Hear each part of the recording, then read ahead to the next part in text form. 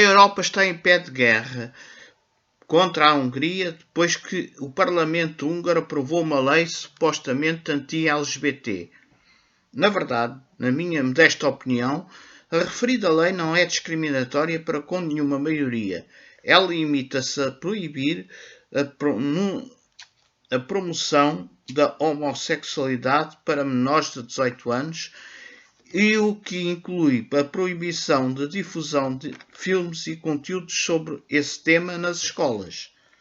Os críticos alegam que a lei estigmatizará ainda mais as populações LGBT e as minorias. Os governantes e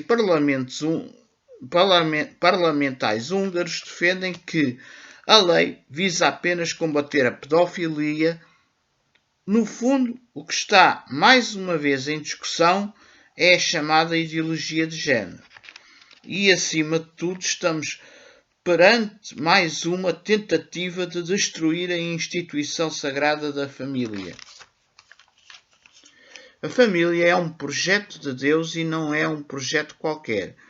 É o projeto principal, fundamental e essencial como elo de ligação entre Deus e o homem.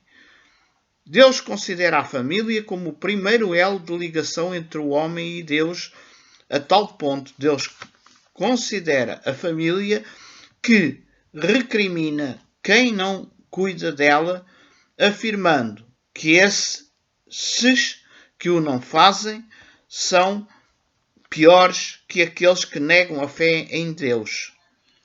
Está lá em 1 Timóteo 5:8.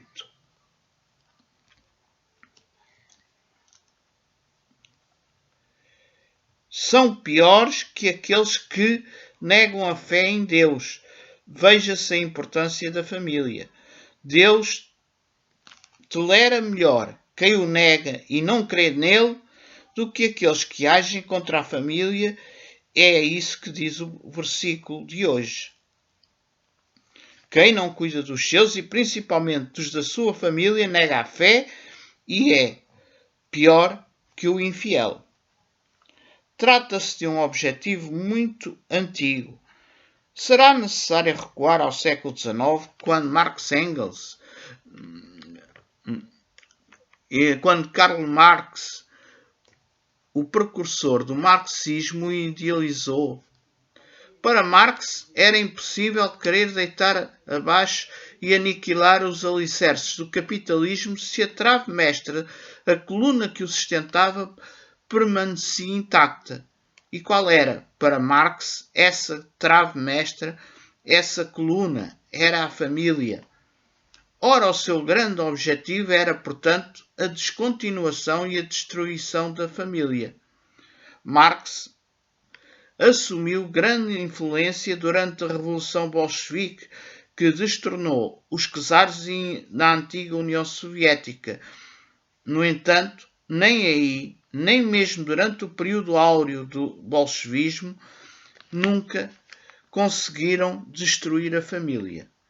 Foi um duro golpe nos ideais marxistas.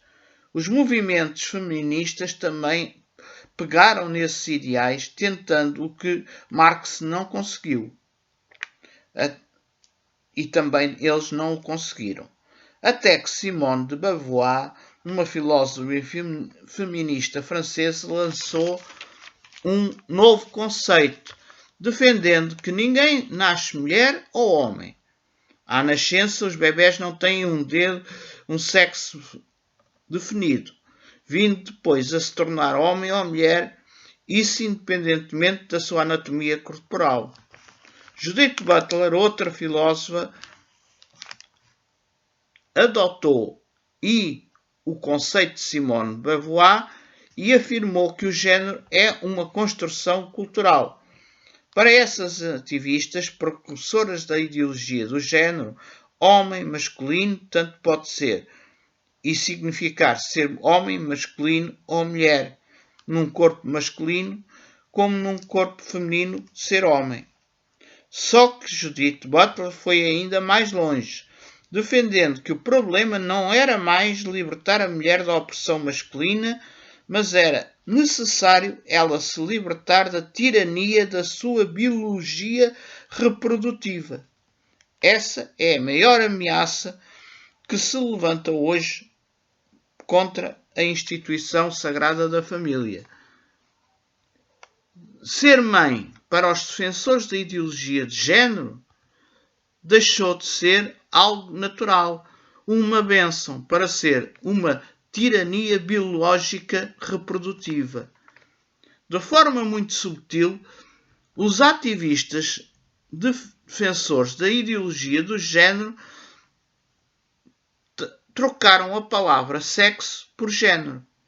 A grande maioria das pessoas não se apercebeu dos verdadeiros ideais e daquilo que estava realmente em causa. Supuseram que género apenas era outra forma de expressão para dizer o mesmo que sexo. Foi um truque intencional e deliberado para conseguir implantar a sua ideologia, sem que o mundo se apercebesse da verdade e da essência do que elas defendiam. Chegam a afirmar que não existe diferença entre masculino e feminino, nem entre crianças e adultos. Com a sua ideologia de género acabam por defender até o incesto. O certo é que conseguiram que a ONU aprovasse suas ideias e o mesmo fizesse a União Europeia. E a verdade é que a União Europeia adotou a ideologia do género e a mesma até integrou os programas curriculares escolares dos países que fazem parte dela. Não é apenas à luz da Bíblia e da Palavra de Deus que nós devemos condenar e repudiar tal ideologia. Nem no capítulo da medicina, nem à lei da ciência não existe nada que dê razão aos defensores da ideologia de género. Pelo contrário, comprovam o mesmo que a Bíblia diz. Todos nascemos com um sexo definido, menino ou menina. E a prova é que todos os países onde a ideologia de género foi implantada se têm verificado graves problemas do foro psicológico nos jovens e nas crianças, com um grande aumento de suicídios. Uma universidade americana fez um estudo para comprovar ou não a razão dos que defendiam a ideologia de género. Eles defenderam que ninguém nasce menino ou menina, se tornam. No estudo realizado com bebés com 2 semanas de vida, eles colocaram a curta distância dos bebés, brinquedos tradicionalmente femininos e outros brinquedos tradicionalmente masculinos. Todos os bebés meninos gatinharam em direção aos brinquedos tradicionalmente femininos e os meninos aos brinquedos tradicionalmente masculinos. O estudo foi repudiado pelos defensores da ideologia de género, que o contestaram argumentando que os bebés com 2 semanas de vida já tinham sido influenciados pelo meio, pelas raízes culturais das comunidades onde estavam inseridos. Então, a universidade voltou a repetir o estudo, desta feita com bebés recém-nascidos. E as meninas reagiram aos brinquedos femininos ignorando os masculinos. E os meninos reagiram aos brinquedos masculinos e ignoraram os femininos. Os defensores da ideologia de género reagem e acusam os que contestam suas ideias chamando de preconceituosos, de atentado contra as minorias, como a União Europeia faz agora contra a Hungria, pela lei que esta aprovou. É falso. Como cristãos não podemos discriminar ninguém. Jesus não discriminou a mulher pecadora. Pelo contrário, devemos amá-los e abraçá-los. Agora, em relação ao preconceito, eles é que têm preconceito. Eu posso abraçar um homossexual ou um defensor da ideologia de género, mas se eles são livres de defenderem suas ideias, eu também tenho o direito de defender as minhas e de falar de Deus, da Bíblia, de mostrar o caminho que eu defendo. Exatamente o mesmo que eles fazem quando defendem a ideologia do género.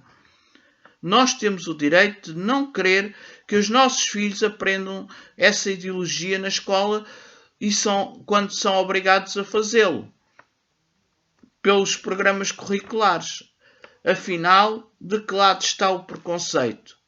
Mas o problema é que a ideologia de género está completamente enraizada nos programas curriculares em Portugal e na Europa, em todas as disciplinas e na maioria delas de forma muito subtil que nem se dá por ela. Por exemplo, na língua portuguesa, as professoras passam textos ilustrados em que as crianças observam mulheres executivas extremamente elegantes, muito belas, muito bem vestidas, imagem de sucesso e felicidade. E em contraste, uma mulher trabalhadora, vestida pobremente, sobrecarregada e sofrida, normalmente gorda, notoriamente infeliz. As moças que estudam a lição vão optar e escolher qual das imagens. Será difícil imaginar qual é a que escolhem? É uma forma subtil de imporem a sua ideologia. Cada vez mais temos de estar atentos ao que estão ensinando aos nossos filhos, às nossas crianças. Não é preconceito, é direito nosso. É dever nosso mostrar o que diz a Bíblia, indicar outro caminho, o caminho certo para nós. Cada um depois irá escolher o seu.